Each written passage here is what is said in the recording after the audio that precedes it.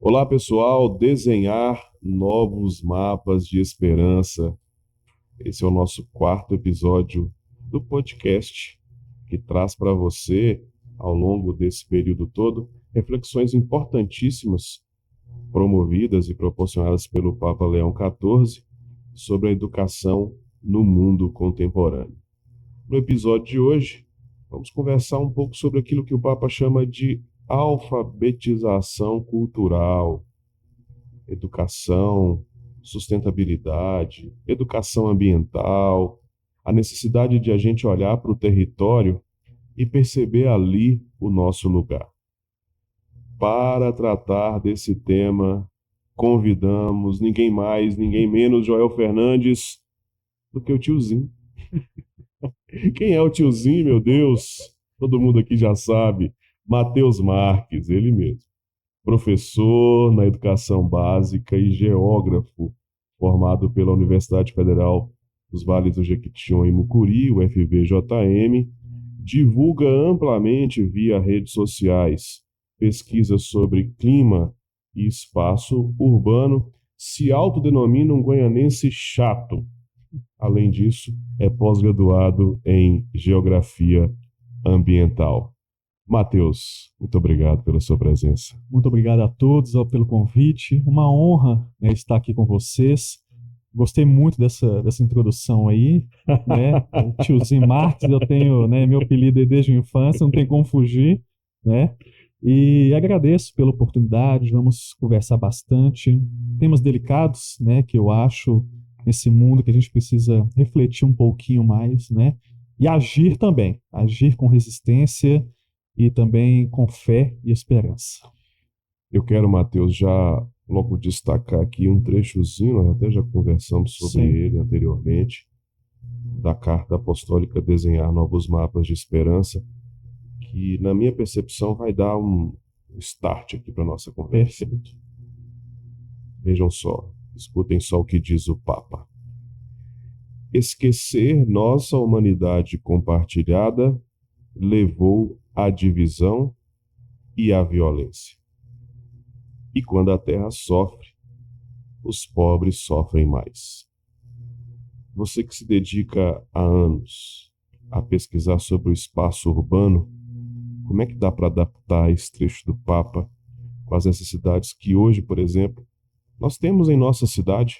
Dá para fazer uma reflexão voltada para o território, não é isso? Não precisa ser tão global, mas pode ser um pouco mais local. Perfeito. Não sei se uma coisa exclui a outra. Não, de forma alguma. Não exclui, não é? São bem complementares. O Papa, na verdade, fala o que a gente traz aqui dentro da geografia, a ideia da observação da natureza, ou do desencontro do ser humano com a natureza, principalmente pós-revolução industrial, onde a gente, tocado nas nossas cidades, a gente não consegue mais observar aquilo que por tanto tempo nos foi oferecido como um equilíbrio. Então a gente trata a natureza hoje como algo excludente, e essa exclusão da construção do nosso espaço urbano, dos territórios, vão cada vez mais marginalizando pessoas, grupos culturais, né? Percepções, expectativas.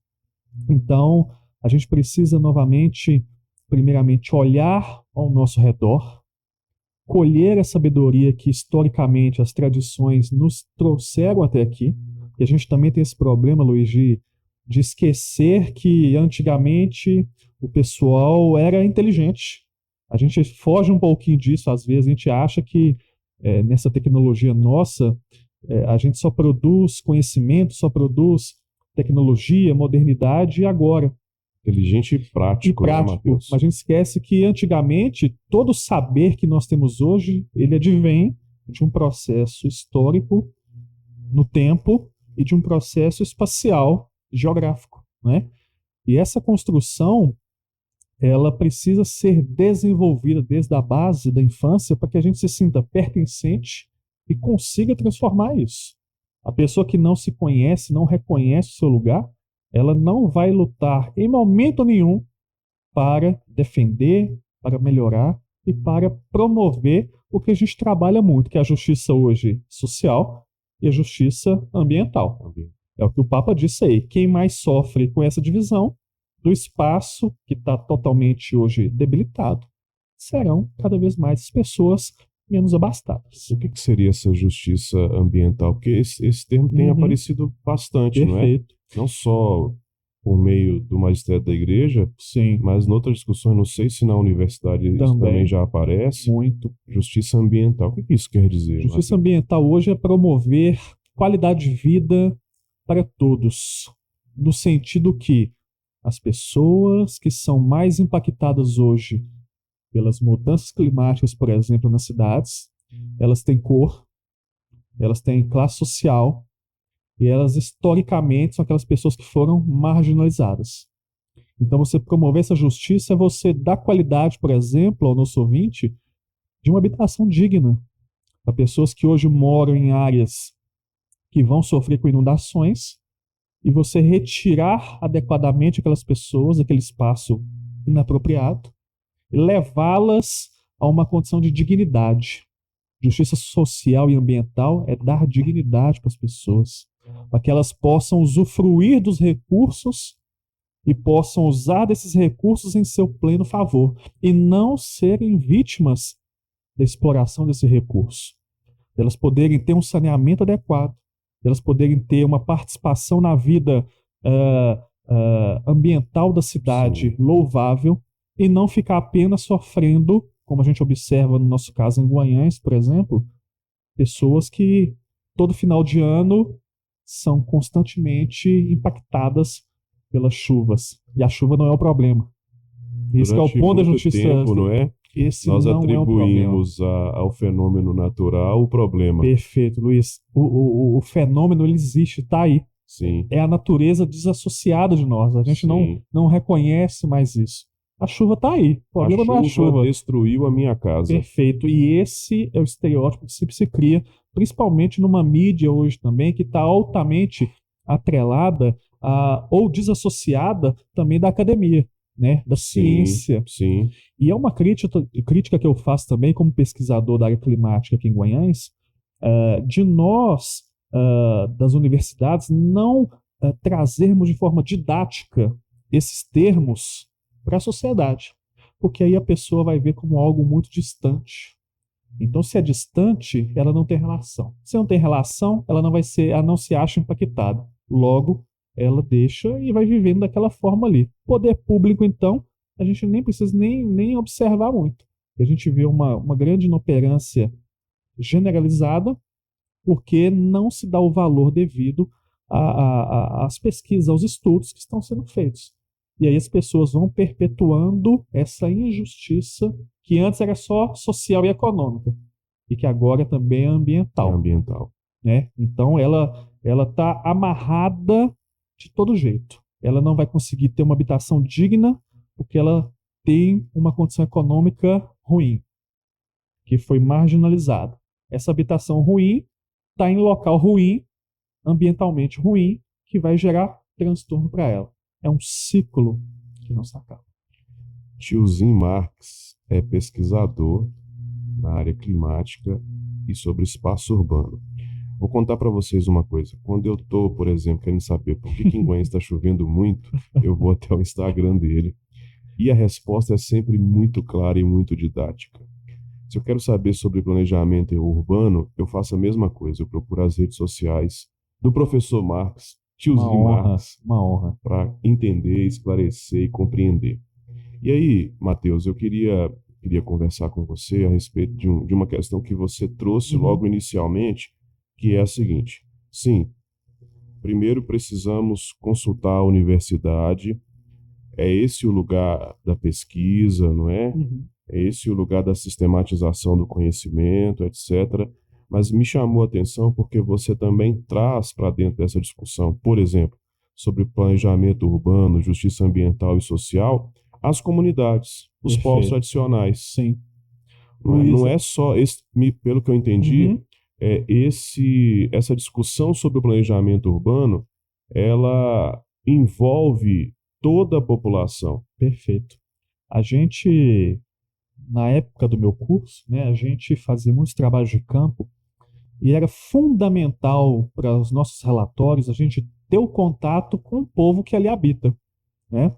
Então, quando a gente, por exemplo, ia fazer algum. Eu tive até uma colega que o trabalho de conclusão de curso dela foi focado nessa ideia, que ela foi em comunidades tradicionais ali do Jequitinhonha. Ela também é pesquisadora da área climática, assim como eu. E só que o foco dela foi o quê? Correlacionar o conhecimento lá do seu José, que trabalha na roça, que mora na roça, sobre o clima que ele observa durante a vida toda dele, com os padrões climáticos da ciência, matemáticos, os dados estatísticos. E é impressionante, Luiz, como o conhecimento, como a cultura tradicional dos povos que conhecem essa natureza casam diretamente com os dados. Com os dados. Então, os dados assim foram muito próximos do que a observação lá do seu Zé. Uhum. Então, o seu Zé dizia lá, não, se o céu em determinada época começar a se pôr, a ter uma coloração específica em tal época do ano, vai fazer mais frio ou não. Se tal planta florescer em tal época, vai ter um atraso ou não da chuva. E Luiz, os dados mensurados ao mesmo tempo, estatísticos, casavam impressionantemente. Eu fiquei Então, observando bem recentemente essa discussão que a gente tem feito sobre alimentação saudável, in natura, agroecologia, agrofloresta, e fiquei me lembrando muito do meu avô, dos meus avós, dos meus familiares, lá em Braúnas, uma comunidade Perfeito. rural chamada Araras. Me parece, tiozinho, que nós já praticávamos esse Sim, estilo de vida sim, sustentável, moderado, que não agride a natureza, não agride o ambiente, ao contrário, preserva e por Perfeito. muitas vezes conserva. perfeito. Os outro povo tradicional, né, originário, os povos originários, eles tinham a tal da coivara, né, que era o retirar ali da terra a sua subsistência, e quando ali se exauria, eles mudavam de lugar. Mudavam de lugar. E aí iam fazendo esse ciclo. Só que o conhecimento deles era tanto, e essa ideia de correlacionar, de entender que o que provia para eles precisava ser preservado, eles entendiam que, ó, depois de tantos anos a gente pode voltar porque nós deixamos ali minimamente uma condição, tiramos o essencial para nós, mas deixamos minimamente uma condição que a gente possa voltar depois de um tempo. E Luiz, estava tudo lá impecável de novo. Sim. E essa relação mútua ali do conhecimento do pessoal que vivia naquele ambiente e que entendia que aquilo ali era para sua sobrevivência, o pessoal não ia agredir de forma tão impactante. Então, essa coivária iam transformando ali, mudando de espaço, só que depois de 3, 5 anos voltava para o mesmo ambiente. E novamente iniciava o ciclo. E você, Luiz, não via esse pessoal passando fome. Não via esse pessoal sofrendo com mazelas que hoje, dentro da cidade, nós observamos. As cidades que nos oferecem tudo hoje, supermercado, uma mínima estrutura, nós temos pessoas que sofrem demais. Falta de alimento, uma falta de emprego, uma falta de habitação, uma falta de saneamento, porque nós estamos encurralados dentro de concreto, perdemos um pouco desse saber, porque o mundo global, ele quer de você tempo e quer de você produtividade. E aí você não consegue mais observá-lo e retornar a essas informações tradicionais para a subsistência. Um ponto importante que a gente tem trabalhado muito hoje, por exemplo, que é o cultivo da jardinagem, né? Em meio à questão de mudanças climáticas, tudo, que é o incentivo das pessoas terem os seus quintais, terem as suas hortas. Você pode buscar hoje, são raros as casas que estão tendo quintais minimamente gramados. Se tem um quintal, ou é para ter uma piscina e totalmente concretado. Isso é uma perda de um conhecimento, de um saber que, até para a qualidade de vida da pessoa. Sim. Porque ali você tem um concreto, você tem a chance de aumentar o calor ali da sua própria casa, né? Porque vai irradiar bastante ali. Você não tem uma vegetação mínima, você não tem uma produção de fauna microbiota ali. E aquilo ali vai só te sugando, inclusive, a sua qualidade de vida mental, que é o mais importante. Hoje, nossas cidades não estão preparadas para isso. Hoje, o nosso conhecimento tradicional ele se perdeu porque nós não, novamente, nos reconhecemos nesse território, que foi subjugado principalmente por poder. Qual o poder hoje? O poder global, que é o da produtividade e do tempo. A gente precisa ter tempo para produzir e produzir para esse tempo que está amplamente corrido. E não valeria também, Matheus, esse olhar sobre o território, até na perspectiva da produção mesmo? Por exemplo, no âmbito da agricultura familiar, vou te dar um exemplo do que eu vi recentemente. Eu fiquei muito feliz quando fui a uma comunidade há uns dias atrás e ouvi das juventudes lá da comunidade uma perspectiva de investimento no próprio território a partir da agricultura familiar. Perfeito. Quer dizer, porque o que que nós verificamos aqui? Você já deve ter passado por isso. A pessoa, o jovem, as juventudes ali terminam o ensino médio, me parece que a perspectiva, seja de formação profissional, seja de trabalho, é a de sair da cidade. Perfeito. Aí, de repente, alguém jovem observa assim ali no próprio território rural. Tem um potencial. Existe um potencial. Perfeito. Se eu investir aqui, sim, eu posso conseguir alguma coisa e eu não preciso sair daqui. E tem um detalhe nisso que eu vi com bons olhos, que é qual? A pessoa começa a se apropriar do seu território, ela não hierarquiza situações e profissões, porque fica parecendo que o profissional é sempre o outro, não é? Perfeito. Se eu cuidar da terra, Sim. se eu me tornar um agricultor familiar, isso não é uma profissão. E outra coisa que eu observei para o seu comentário é que, por exemplo, nesse período que nós vivenciamos alta de preços Perfeito. de alimentos, Tá altamente correlacionado. Foi a agricultura familiar quem nos salvou. Segurou. Então, vou dar um exemplo muito básico, assim. Você saía da sua casa para ir até o supermercado e ia comprar um queijo, sei lá, a R$50, R$60. Ele oferecido pela agricultura familiar era metade do valor com muito mais qualidade. Perfeito. Porque tratado sim, a partir do território. Perfeito. Luiz, é um ponto muito importante, a gente tem um nome para isso também, que é migração de retorno. Migração de retorno. De retorno. Pois é. Está acontecendo muito esse fenômeno. Isso tem acontecido? Tem acontecido, né? Nós temos duas vertentes. Tem a migração de retorno focada no âmbito urbano, que as pessoas não estão mais aguentando viver nos grandes centros e retornando para cidades pequenas. E, consequentemente, cidades pequenas estão virando cidades médias. Goiânia é um exemplo disso. Goiânia hoje é uma cidade média, né? E quando eu falo de cidade média, a gente não pode pegar estritamente a população. Sim. A gente pega o setor, o que essa cidade presta de serviço. Então, Goiânia hoje é um centro regional onde 20 cidades dependem dela. Então, a gente considera isso como uma cidade média, que ela atrai serviço, ela atrai economia, ela atrai cultura, enfim. E temos a migração de retorno, que é ligada ao campo, né? Então, você falou bem. Ali é o filho do trabalhador rural, que ele, às vezes, vai para a cidade em busca de uma educação mínima, e às vezes ele faz um curso, né, superior ligado à área, né, agronomia, alguma coisa, e está retornando, porque ele está enxergando esse potencial novo dentro dessa comunidade familiar dele. E aí é importante para o nosso ouvinte a gente dividir a agricultura familiar do agronegócio, né? O agronegócio brasileiro hoje, que recebe muito subsídio, que tem aí uma participação econômica muito grande na economia brasileira, ele é focado, gente, exclusivamente para exportação. Então, quando a gente vê aí o preço do café aumentando, por exemplo, o preço da carne, tudo, não é além de condições, claro, internas, de política internas, é majoritariamente também um fator externo. Porque os nossos compradores externos estão comprando cada vez mais. E aí compensa para esse agricultor vender para fora, porque ele vai receber em dólar, por exemplo. Isso do agronegócio. O agronegócio. E aí que entra o familiar. Esse familiar é o que abastece mais de 70% do que nós comemos diariamente na nossa alimentação, Luiz, vem da agricultura familiar.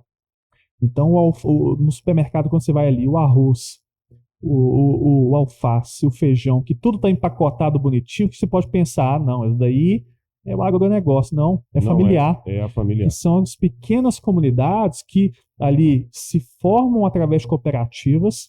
Essa migração de retorno traz os jovens de volta para cuidar das propriedades dos pais. E aí, claro, eles trazem já, além do conhecimento do pai, que é aquele conhecimento que eu acabei de falar, aquele conhecimento da observação, o jovem, o filho, vai trazer agora o conhecimento também científico, que vai se alinhar a isso, e aí, com uma outra cabeça, ele vai tentando buscar um aprimoramento. Então, a valorização dessa cultura familiar é fundamental para garantir o abastecimento de alimentos no Brasil, por exemplo. Sim. Então, a gente tem um movimento muito forte no Brasil hoje, que é um movimento no sul do Brasil, que é o movimento do campesinato, né? Os campesinos, basicamente, eles sustentam a nossa produção de arroz, a nossa produção de pequenas leguminosas aí, vem desses movimentos que se associam em cooperativas e produzem.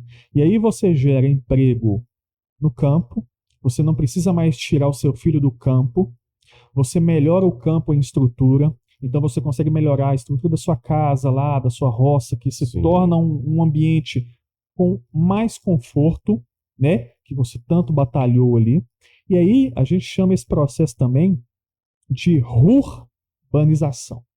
Urbanização, ou seja, ligar o urbano Com o ao rural. rural, né? Então você vai levando já agora uma mínima infraestrutura, energia, internet, pavimentação, saneamento, para que você possa possibilitar que esse agricultor familiar ele possa desenvolver cada vez mais e garantir o pequeno abastecimento. O rural não fica marginalizado. Não fica mais marginalizado. Hoje ele está começando a ser altamente integrado, porque se observou nas cidades isso.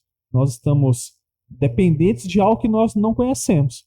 A gente não sabe de onde que o alimento vem. Sim. E aí, a partir dessa integração Tem crescido agora, essa preocupação tem crescido de essa preocupação descobrir de onde vem. do que vai nos abastecer.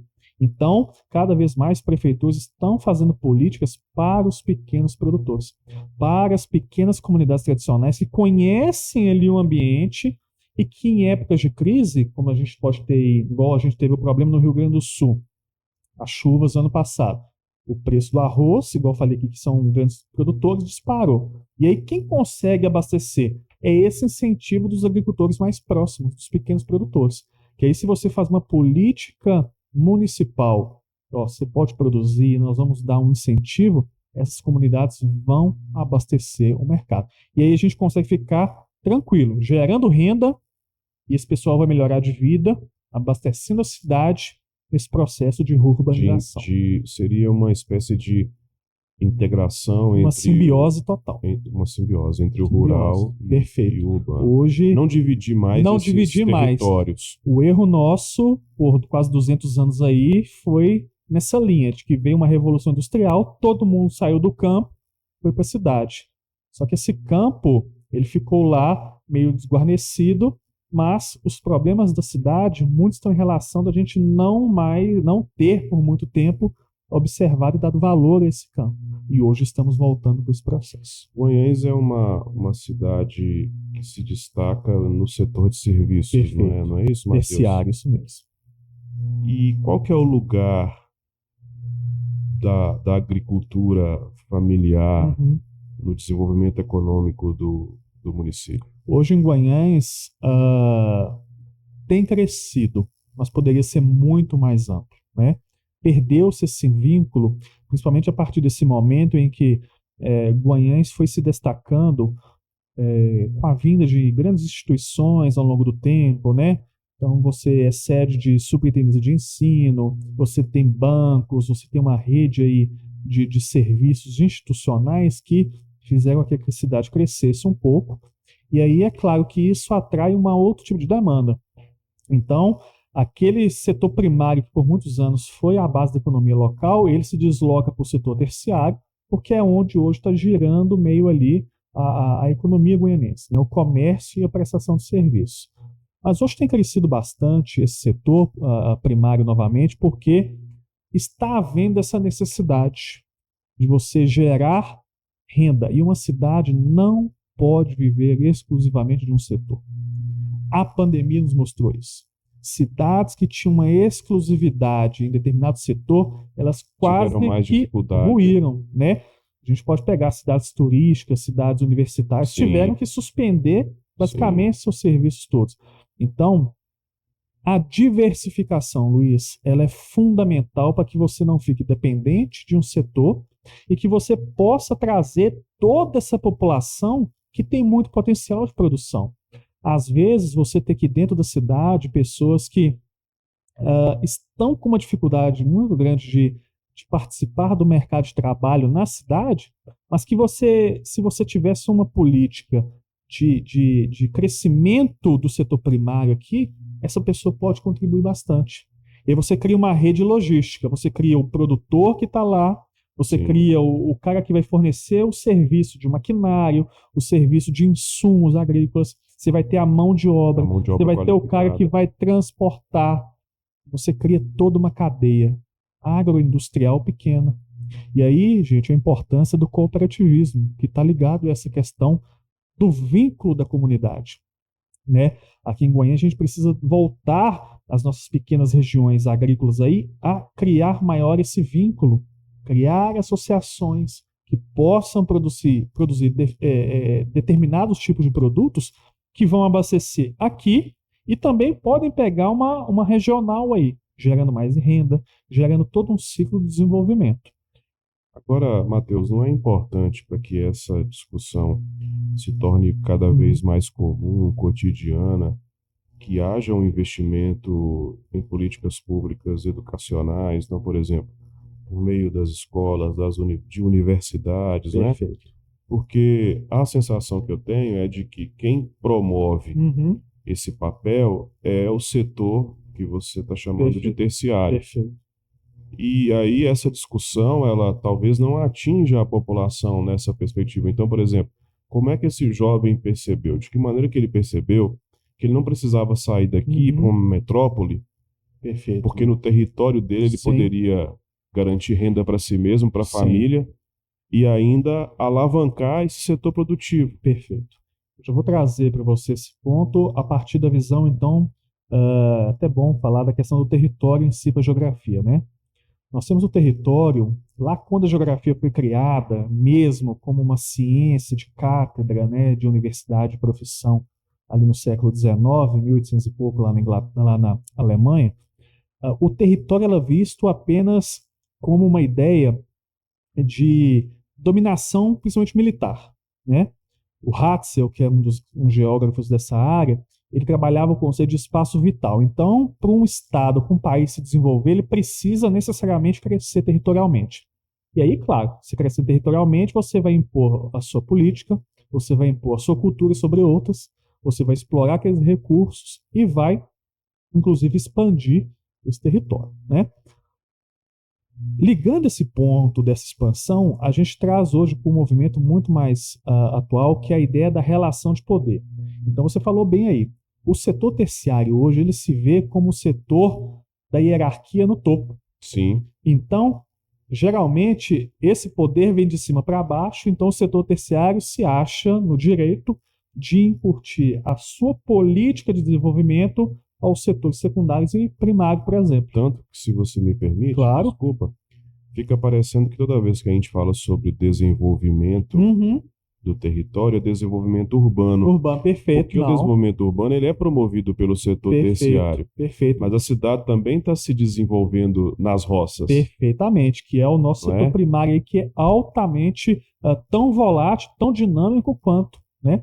E aí, já linkando essa relação de poder, a gente precisa, dentro da nossa educação, e é uma crítica que eu faço, né, tanto no ambiente escolar, e é o que, como está estipulado no Brasil, nosso sistema macro aí, é essa ideia da falta, talvez, de uma política educacional mais prática e Prática. pragmática, né? Então, no sentido de que você ter a sua base teórica, mas você também colocar no seu aluno desde cedo que ele experiencie o ambiente. E aí a gente tem que diferenciar a alfabetização cultural da alfabetização escolar. Não adianta Maravilha. eu ficar só na escola lendo livro, olhando para um quadro, se eu não consigo enxergar o que a cultura ao meu redor cria. Então, essa importância da gente criar esse vínculo desde cedo no menino, e nós temos aí muitos alunos de comunidades rurais que vão Rurais. para onde? Estudar onde? Na cidade. Sim, Você já perde um pouco do vínculo. Por que não a gente melhorar, então, a política pública na comunidade, levar uma estrutura escolar adequada para que ele lá, a alfabetização escolar, atrelada ao conhecimento cultural que ele tem, ele dali curtir esse desenvolvimento. E mesmo, Matheus, os Né? chamados, por exemplo, cursos técnicos Perfeito, profissionalizantes perfeito. oferecem vagas aqui em Guanhães para o mercado de trabalho que está localizado no setor No de setor serviços. serviços. Então a gente não consegue trazer, né, essa política para quem está lá, em loco. Mas isso passa a partir dessa questão do pertencimento novamente, né? Sim. Então, Do entendimento também. daquele espaço como um espaço dinâmico de desenvolvimento e que, igual você falou, não é só cidade, né? Você saiu aqui da Avenida Milton Campos, saiu ali depois de Solares, por exemplo, ali já é um ambiente que a gente chama de rural. Você já não está mais no perímetro urbano. E o que nós fazemos com esse ambiente rural? O que nós estamos levando de cultura? O que nós estamos levando de conhecimento? O que eles estão nos promovendo também em parceria? Então, isso são políticas públicas que também é o destaque que eu coloco também. Nós, enquanto sociedade, se a gente não reconhece o outro como ente ativo dessa dinâmica em comunidade, a gente a gente vai desdenhar. Nós não vamos levar aquilo ali como fundamental para os laços sociais que nós temos. Então, se a gente não reconhece o povo do campo como um povo pertencente de direitos, de justiça, um povo que está ali desenvolvendo e que a gente não está vendo, que a gente acha que só o que a gente está vendo aqui, o movimento do trânsito, por exemplo, Sim. já é o sinônimo de, não, está tudo acontecendo. Sim. Mas o que está acontecendo no campo, né? E eu tive a oportunidade de, em 2019, trabalhar na área rural, né, lá em Farias. Eu pude ver isso, o quanto aquilo ali é dinâmico, né, o quanto aquelas comunidades ali meio que sobrevivem sem uma ligação direta, às vezes, com a cidade. Com a cidade. Entendeu? E eles conseguem. Por quê? Por que conseguem? Porque estão ali, eles se dedicam ali, eles já têm aquele conhecimento passado de geração em geração, e eles constroem a sua vida cotidiana baseado nisso. Então a gente não pode, novamente, trazer essa relação de poder da cidade subjugando outras culturas.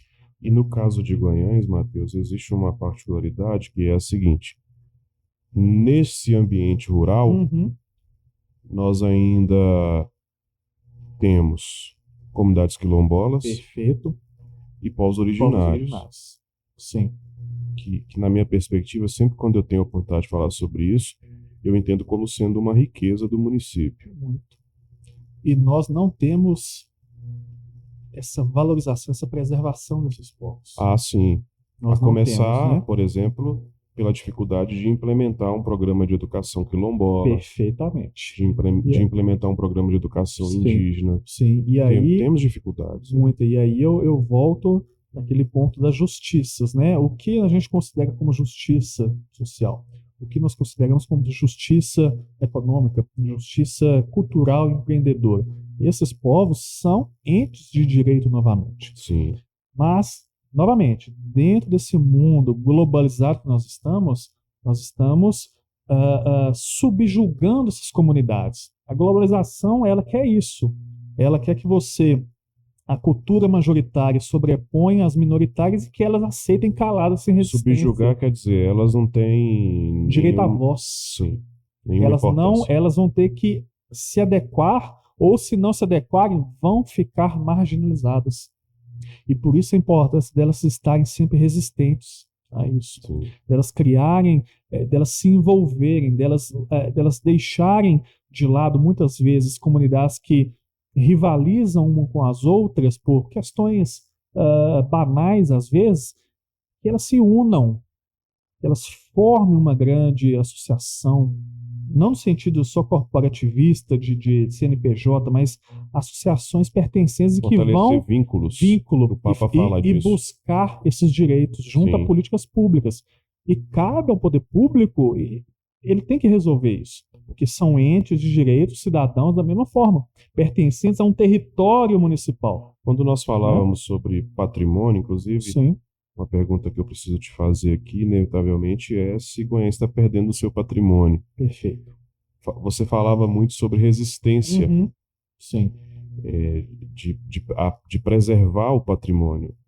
Quem quer preservar o patrimônio precisa resistir. perfeito. Isso vale, no meu entendimento, para essas comunidades tradicionais também, né? Perfeito. Precisam resistir, porque se não resistirem, infelizmente, vão migrar para espaços de precariedade. Perfeito.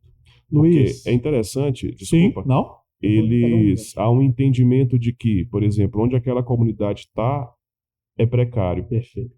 Precário, na minha No nossa percepção, percepção de sim, mas eu urbano. acho que o precário mesmo, na minha percepção, é você sair daquela comunidade e morar numa periferia de uma grande cidade sem Perfeito. nenhum tipo de Sim. saneamento básico, Básico. Perfeito.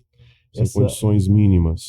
Esse ponto é muito importante porque a gente observa isso quando a gente fala da alfabetização cultural e dos territórios comandados, né? E não, daí, nesse caso não dá para não falar sobre Não dá, patrimônio, não dá. por exemplo. Porque a gente pode pensar um exemplo banal aqui para nossa população que vai nos ouvir aí.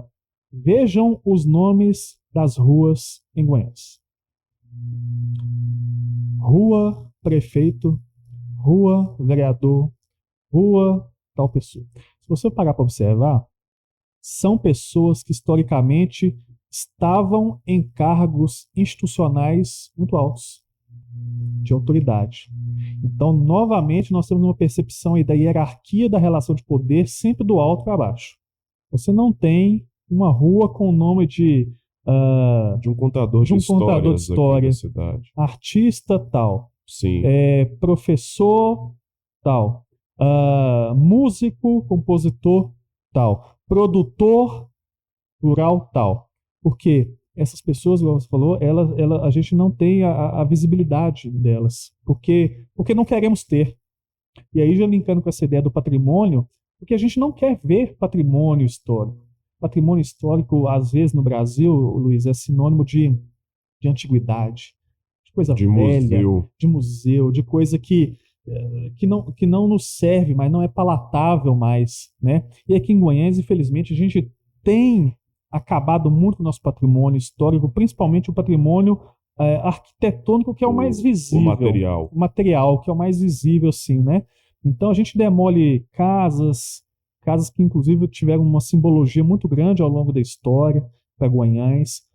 A gente acaba com aquele acervo cultural, fotográfico, porque a gente entende como algo que não nos é mais da nossa rotina moderna, né? E perder esse patrimônio, a gente está perdendo a nossa história. Porque nós, ao longo do tempo, construímos a história, as nossas famílias, os nossos antepassados, com resistência, Sim. né? Então, quando você demole determinada área que pertencia a determinado grupo, você está tirando ali a história, você está subjugando. Você não quer que aquilo ali seja visto pelas próximas gerações. Consequentemente, o que não se conhece, você não vai lutar para preservar. Então, Goiânia está passando por esse processo, que é um processo que envolve aí também uma falta de uma política patrimonial no município, atrelada a uma população que, igual eu falei, uma cidade média que está atraindo muita gente de fora, que não tem um enraizamento aqui e que quer apenas viver no modus operandi, parecendo de uma cidade grande, por exemplo. Essa guerra contra o patrimônio, ela pode estar ligada ao fato de que Goiás, estatisticamente, você pode nos dizer com mais precisão, recebe muita gente em outras cidades que não possuem nenhum vínculo com o território histórico, familiar. Sem sombra de dúvida, né? Porque parece que a gente está substituindo a ideia, se eu entendi bem do que você disse, é uma substituição do moderno, do luminoso, do liso. Perfeito.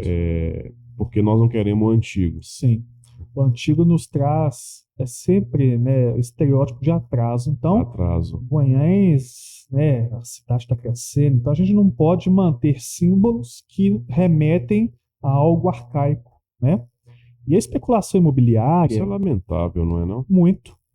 Porque a gente perde a identidade. O que nós somos, né? Quando eu estudava na universidade, que eu falava que eu era de Goiás, e há essa noção de Goiás como centro e nordeste mineiro. Isso sempre me incomodou. O que é centro e nordeste mineiro? Que É a localização é essa? princesinha do centro-nordeste mineiro. Tá? O quê? É norte, é leste, centro-nordeste. O que é isso, Luiz? Porque nós não temos, ou nós fomos ao longo do tempo, desconstruindo essa nossa identidade, essa nossa sentimento de localização. Então a gente não consegue nem se situar Nem se no situar. espaço, o que é que nós somos.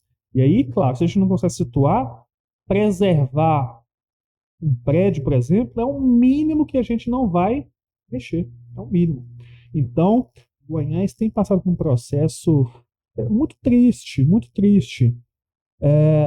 E que há pessoas que ainda resistem a isso, que buscam manter viva essa identidade, mas é muito difícil. É difícil porque o global está o tempo todo forçando o local. Então, na escala geográfica aí, sempre o macro está o tempo todo ali espremendo, entre aspas, oprimindo o micro. Então, tudo que não se adequa à decisão majoritária, eles tentam, de toda forma, suprimir aquilo ali. A questão que você aponta sobre a especulação imobiliária é um exemplo disso? É um exemplo disso, porque a especulação imobiliária, ela quer o lucro, né? E você tem ali um local, e aí eu vou trazer até um nome que eu sempre até falo nas minhas redes sociais, né? Que é a tal da gentrificação. Isso, Guanhães, Luiz, está passando pela por esse processo. gentrificação. Então nós estamos demolindo as últimas casas residenciais que tinham aqui no centro, estamos demolindo as casas que tinham uma arquitetura patrimonial ali antiga, bacana, porque a gentrificação está expulsando esse pessoal, porque o que convém no centro de Guanhães hoje, segundo essa ideia especulativa, é a obtenção de lucro. Então você tem que demolir, você construir um prédio comercial ou para você construir um galpão. Casa não traz lucro. Não traz lucro, e principalmente casas hoje que, essas casas, basicamente, Luiz, são casas que ainda têm uma preservação da memória, porque são pessoas até idosas que moram. Sim. Então você expulsa esse pessoal, de que forma, gente? A gentrificação ocorre você pressionar. Então a pessoa tem a casinha dela ali cercada, por exemplo, de dois grandes prédios comerciais. E ali a especulação vai, especulação, aí aumenta o trânsito, e aí não sei o quê. Aí chega um comprador, ó, essa casa sua, tal, a gente tem interesse, tal, então qualquer coisa a pessoa aceita. Porque ela já não está aguentando, não suporta mais. Aí ela vai para onde, Luiz? Ela recebe um valor menor do que deveria, porque ela já, quando você está passando por uma situação difícil, o que te oferecem? Você aceita. Sim. Menor, ela não tem condições de comprar uma residência num lugar melhor, ela vai para a periferia e a gente reproduz aquilo que a gente já tem conversado, né? Então ela perde a identidade, ela vai para a periferia, ela não leva a identidade dela, ela entra no julgo tudo ali da generalização e você perde tudo da característica. Guanhães hoje não pode ser tratada mais como uma cidade de 150 anos com um patrimônio histórico preservado, infelizmente. Guanhães não tem hoje do que se orgulhar do seu patrimônio histórico, principalmente o material visível. Estamos falando muito sobre o patrimônio material. Sim. Mas eu confesso para você, pode ser por ignorância, que eu tenho uma certa dificuldade também de identificar o imaterial. Claro. Luiz, nós não temos em Guanhães uma valorização da nossa classe artística, por exemplo. Sim. Guanhanense.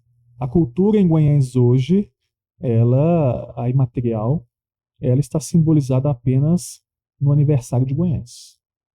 Uma festa noturna de 3 dias. Onde nem os nossos artistas locais, isso historicamente, têm tido voz. E quando se compara, quando eu comparo e observo, por exemplo, outras cidades onde há festividades populares, às vezes até grandes cidades, sei lá, Belo Horizonte, por exemplo, Sim. onde há festividades populares de preservação da cultura imaterial local, de forma que o turista ou o visitante, quando chega a essa cidade, ele saiba dizer qual que é a base alimentar daquela cidade, qual que é o estilo, sei lá, musical que está presente ali. enfim, outras tantas coisas que a gente poderia discutir, mas eu vejo que, no caso de Guanhães, até esse aspecto também está comprometido. Perfeito, Luiz. Porque a festa da cidade, no meu Sim, entendimento, ela está muito mais a serviço do show business, né? perfeito. Não necessariamente da cultura popular Sim. goianense. Eu não enxergo dessa maneira. Luiz, eu também não enxergo e eu tenho duas situações para isso que você falou. A metrópole, ela, primeiro, por ser uma metrópole, ela já tem uma dinâmica social e econômica muito mais cosmopolita, o que permite que você atraia essas várias tribos, né, para praticarem cultura.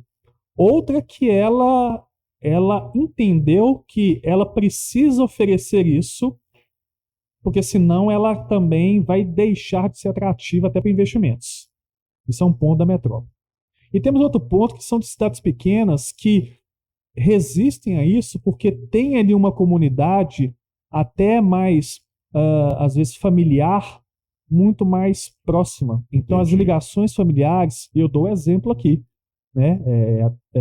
Uma cidade que é extremamente cultural aqui na nossa região, que é Sabinópolis. Sim, Sabinópolis tem uma vida cultural muito forte, até por ser um pouco menor, mas por ter esse enraizamento familiar comunitário muito maior. Então, a partir do momento que eu te disse que Guanhães está recebendo muita gente de fora, é uma cidade pequena, mas está recebendo muita gente de fora, você perde esses laços. Perdendo esses laços, você traz um pessoal com uma outra mentalidade que vão consumir apenas o quê? O show business que você falou. sim. Eles querem apenas aquilo que seja conveniente para aquilo que eles estavam minimamente acostumados de onde vieram. E esse enraizamento que a cidade menor ainda tem, igual Sabinópolis, ele não nos é mais palatável porque nós não temos mais as ligações familiares que são fundamentais nessa visão de construção de identidade, né? Então as famílias ali se juntam, as famílias participam da vida religiosa, as famílias participam da vida cultural, constroem ali laços, e esses laços são transferidos como um marco da cidade. Então, falar em festa de agosto, não só, mas falar em festa de agosto hoje em Sabinópolis, é basicamente você dizer que é uma cidade que tem um polo atrativo que chega muita gente lá, né? E você consegue identificar, por exemplo, é a cachaça, Perfeitamente. é o queijo. Você tem os bens materiais e imateriais que você reconhece, sim. né? É a folia, é a festa do divino, é a marujada. E você vê, Luiz, que a comunidade se faz presente. Sim. Né? A comunidade quer participar, ela quer se ornamentar, ela quer vestir as roupas tradicionais. E há uma educação patrimonial comunitária tão forte, porque desde os mais velhos às crianças estão todos ali naquele percurso, inseridos no mesmo contexto. Perfeito. Sim. Então, essa alfabetização cultural, ela parte, novamente, principalmente essa ideia que a gente tem que resistir, né? E essa divisão que o Papa Leão colocou, e é muito bem-vinda, é que hoje, novamente, nós não nos reconhecemos no outro um ente de direitos e um ente que merece ter uma qualidade de vida que a gente tem, né, propicia. Então, se eu tenho condições de ter acesso à cultura, por que o outro não pode ter acesso? E a partir do momento que a gente se encontra nisso, a gente consegue resolver minimamente esse problema. Diante desse cenário que você traçou aqui, Matheus, o que então, na perspectiva do Leão XIV, a gente pode chamar de alfabetização cultural? A alfabetização cultural é você se sentir pertencente, é você valorizar os símbolos construídos, é você identificar a identidade do ambiente que foi construído. A gente tem que lembrar muito isso, porque a gente esquece, às vezes, que o nosso ambiente é moldado através de gerações.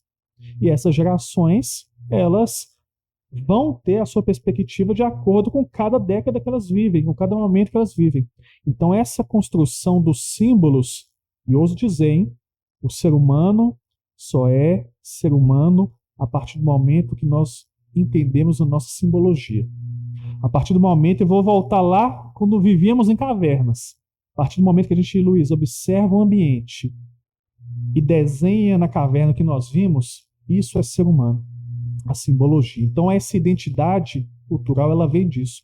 E essa alfabetização é você criar desde o pequeno ser humano, desde o pequeno cidadão até o mais antigo, né, o mais idoso, você enraizar um movimento de que ele se enxerga no seu lugar e de que ele vai construir ali para si e quer deixar uma descendência intelectual, uma descendência material, uma descendência imaterial, onde que ele vai se relacionar com uma sociedade comunitária. Esse pertencimento, ele é tão necessário e urgente.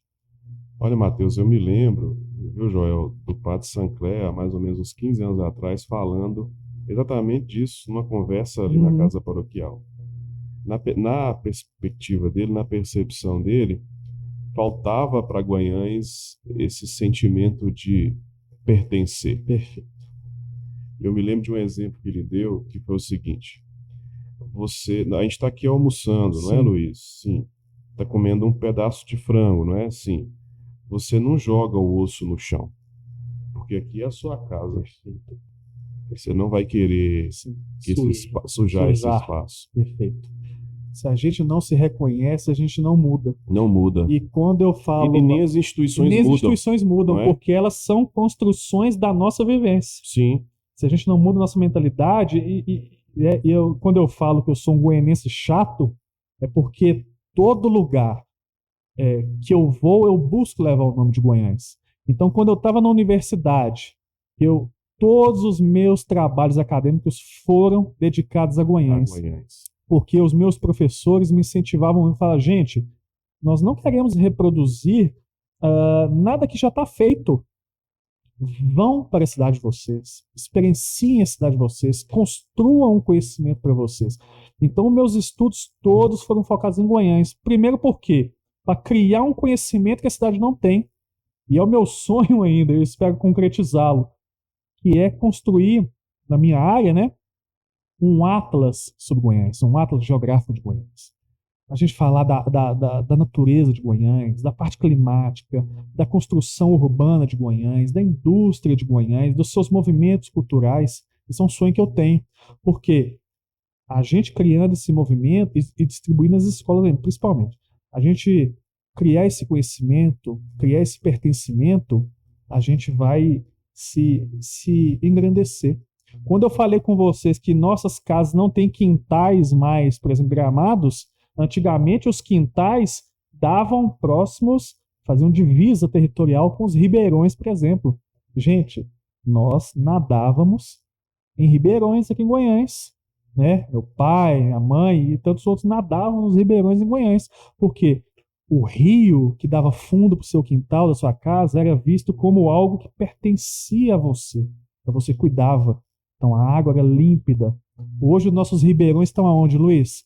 Debaixo de avenidas, debaixo de tubulações. O que a gente não vê, a gente não cuida. Então, se a gente não observa Guanhães como a nossa casa, nós vamos jogar o osso na rua. O caminhão de lixo vai passar, o outro vai pegar, o cachorro vai comer. E isso não é pertencimento. Pertencimento é você se reconhecer no seu lugar, valorizar essa identidade e que você vai querer deixar para sua descendência. Que ambiente que eu quero deixar para Guanhães? Eu quero deixar um ambiente bonito, próspero. É tão bom a gente estar morando num ambiente sustentável, bonito. Você não vai querer isso? Todo mundo quer, né? Eu conversei no podcast Desenhar Novos Mapas de Esperança com o tiozinho Marques, Joel Fernandes, professor na educação básica e geógrafo formado pela UFVJM, goianense chato, até porque para defender precisa de ser chato. Precisa ser chato. Muito obrigado, Matheus. Eu que agradeço, Luiz, pelo convite. Com você e aprender tanto. Eu me engrandeço estando com você, sempre você sabe disso, uma honra estar aqui. E a mensagem que eu deixo para os goianenses é que sejam mais chatos. Nós precisamos ser goianenses chatos e cuidar da nossa terra. Valeu demais. Quero agradecer à Rádio Vida Nova pela realização deste podcast e ao diretor, produtor, editor deste programa, Joel Fernandes, Grande Joel. amicíssimo do tiozinho Marques. E primo, parente, primo, ruim, parente. sangue ruim, tá vendo? Tudo goianense. Um abraço e até a próxima.